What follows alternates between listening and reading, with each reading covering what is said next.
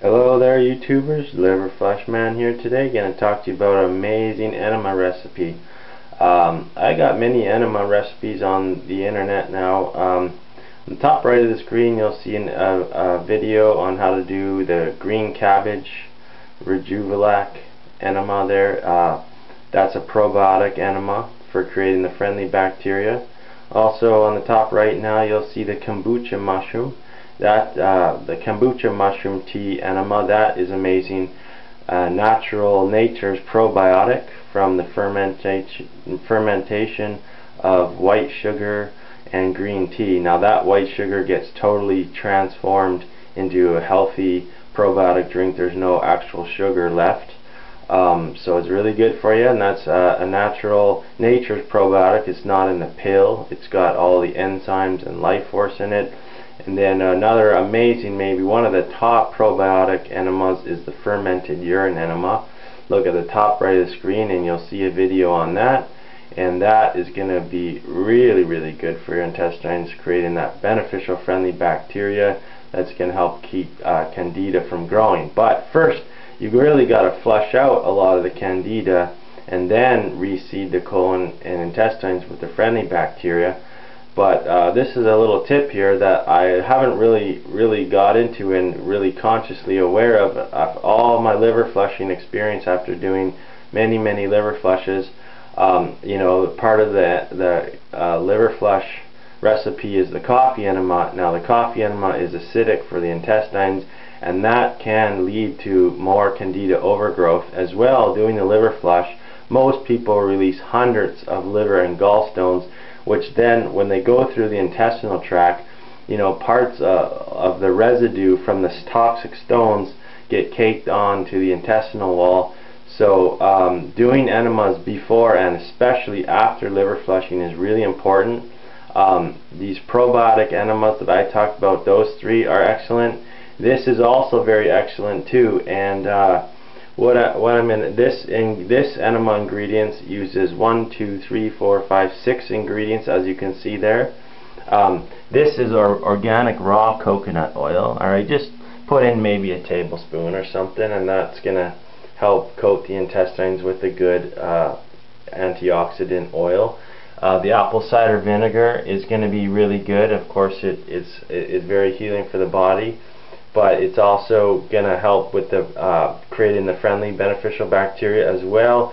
This helps the intestines get a gag response. So the larger enemas you take, the more that, you know, as you fill it up more and more, then your intestines, you may vomit or feel like you're going to puke, much like, you know, drinking the olive oil on the liver flush. And you want to take as large enemas as you possibly can, until there's discomfort and pain, and try to work through some of that pain, and eventually the enemas will get bigger and bigger. So that's the apple cider vinegar. It helps induce the gag response, which it helps you to choose better foods. Your intestines, when it gets rid of that stuff and that garbage, and this is healthy alkaline food, so that intestine will then tell your body and your brain to not eat bad foods, alright, because this stuff is you're basically gagging out all that bad stuff that created all this bad stuff in your body that is causing eventually diseases and candida, other candida, different kinds of candida and other unfriendly bacteria. Then here we also got, this is well, I'll talk about that one after. I'm gonna talk about these other two here. This one is chlorophyll. This is like a concentrated chlorophyll, and chlorophyll is basically the product made from photosynthesis of plants and the sun. And this chlorophyll is got amazing vitamins and nutrients and minerals. But not only that, one of its important things is it gets rid of heavy metals in the body. All right, so put some chlorophyll in there. You know, you can work on your own ratios, how much you want to place. Start with a smaller amount of everything and let your body get used to it, and build up to as much as you feel your body needs, and use your intuition. This is aloe vera juice. So this aloe vera, as you know, heals sunburns, and it's very cooling for the body. But aloe vera also reverses cirrhosis of the liver by dissolving the scar tissue. Use aloe vera and castor oil packs, as well as vitamin A and vitamin E. But the aloe vera juice is going to go into intestines and give it healing energy, soothing and healing to also heal up leaky gut. It's going to be really healing for the intestines. And then here we got this is kelp extract. So kelp is also a heavy metal detox as well. It provides a lot of trace minerals and vitamins. So I use the kelp as well. And then finally here is the cilantro. This is the cilantro tincture, and you know, it's an amazing antioxidant. But cilantro is one of the few things that helps nutrients cross the blood-brain barrier. So by taking the cilantro with this kelp, with all these minerals and trace minerals, as well as this chlorophyll, which detoxes heavy metals, you're actually going to be pulling heavy metals out of your brain, and you're going to create stronger brain function by combining chlorophyll with cilantro. Alright, and as well then with the kelp here, the seaweeds also provides all those minerals, but it's also a heavy metal detox. So all these products together are going to help detox the intestinal tract, as well as your brain and other organs and in your body. So that is an amazing enema recipe. I'll show you what my results of this last enema I did there here in the toilet, and I'm going to go through this kind of candida mucusy strands of stuff here. I'm going to show you what this stuff looks like. Now this is probably, I looked on Google and couldn't exactly find what, you know, other pictures of this similar stuff, but I'll reach in here with a fork and show you a little bit more what this stuff looks like. And you know, I've been actually in the last 3-4 days here, I've been doing at least 6 large enemas per day, and you know, spending most of the time holding them for as long as I can. And you know, so basically most of the times I was getting all this candida out. Now, not this kind of candida, I was getting out white little dots and stuff, you know, different sizes, and all that white stuff is actual candida. And when it leaves your body, you can feel, you emotionally feel better inside. You know, you can slowly over the next few days see your skin getting better and healthier, and you know, emotionally and hormonally your body gets much stronger. So this stuff here, I'm going to show you. Look at that, the strand coming off there.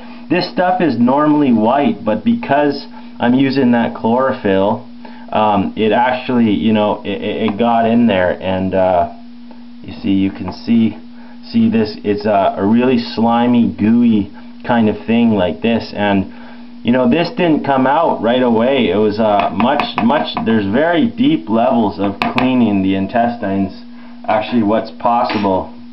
And the white candida, this stuff is white too, but this is more like very soft and gooey, a different kind of candida or something. I don't know exactly what it is, but it's definitely you know, it's junk that's in there, because your intestinal wall doesn't need all this stuff. It's basically you know, the wall should just be the intestinal wall, the lining. So I will be doing more of these until I get less and less of this stuff coming out, and I sure have emotionally felt much more stable, and I really recommend doing these enemas. But I just want to go over here about the size of enemas that you can eventually do here. The normal enema bucket that you get, the plastic one, is 48 ounces, which is only about, it goes to about here in this large pickle jar. So this pickle jar has measured, it's approximately 85 to 90 ounces when it's full like this. And I have been doing most times probably about, you know, I start right at the top and go down to about there, or sometimes there, it's around this area, and sometimes I go all the way to the bottom. I get the whole 85-90 ounces in me, and can hold it for 20 minutes. Now the thing is that, you know, when you're starting out, you might only want to do like this much, like if you start at the top, just that much, and then work your way up, because your intestines also, there's a valve that connects your large intestines to your small intestines, and that valve, most people that do enemas don't usually get the enemas past that valve. So some of the things you can do is, once you take the enema, you do a headstand in your bathroom there, put a towel down and do a headstand and put your feet up against the door, and so you're up on your head with, embracing yourself with your arms,